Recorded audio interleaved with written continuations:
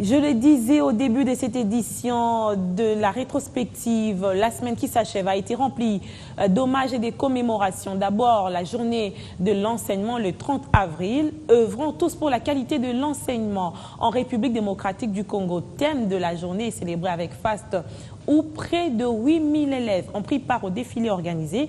Les voix sont unanimes pour plaider en faveur du renforcement des équipements scolaires et des conditions de travail, les conditions d'apprentissage qui, vous le savez, vont de mal en pis. Le non-respect de l'effectif requis par l'UNESCO, manque d'infrastructures de qualité sont au nombre de quelques mots qui enfreignent l'amélioration des conditions d'études en République démocratique du Congo.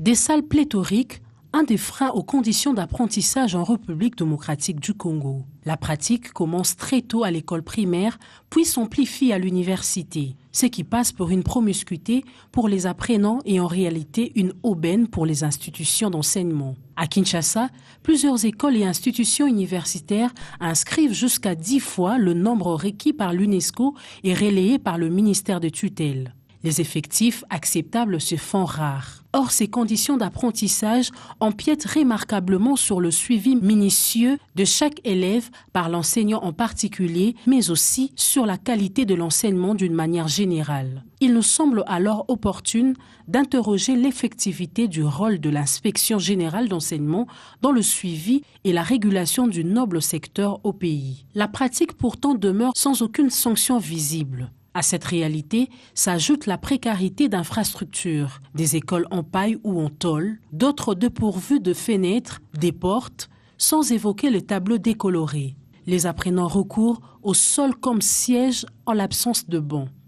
Des positions inadmissibles d'apprentissage alors que les autorités insistent sur les meilleures conditions d'apprentissage.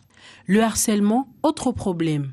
Les jeunes filles sont parfois victimes d'abus sexuels de la part des enseignants sans vergogne. Les parents, à leur tour, sont sommés de payer l'argent parfois non justifié car certains professeurs ont trouvé en eux une source intarissable de financement. Ce tableau sombre est loin de répondre à l'appel de la grande famille éducationnelle d'améliorer les conditions d'apprentissage. Les enseignants, comme les autres travailleurs de la République démocratique du Congo, ont commémoré le premier jour du mois de mai, la fête de travail. Près de 107 pays du monde, parmi lesquels la République démocratique du Congo, ont célébré le travail décent, droit reconnu à chaque citoyen. Une célébration placée au pays sous fond de contestation, notamment des syndicats, des services publics qui continuent à réclamer la mise en œuvre effective du SMIC. Nous, pour manifester notre désapprobation, nous avons refusé de saisir sur la même table avec le gouvernement. En ce qui concerne l'intersyndicat national du Congo qui régit les entreprises et les sociétés du régime du Code du travail.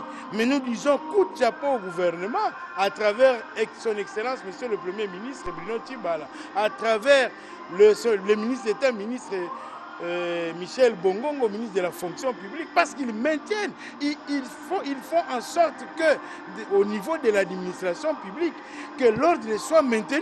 Et c'est ça qui justifie la paix sociale qui se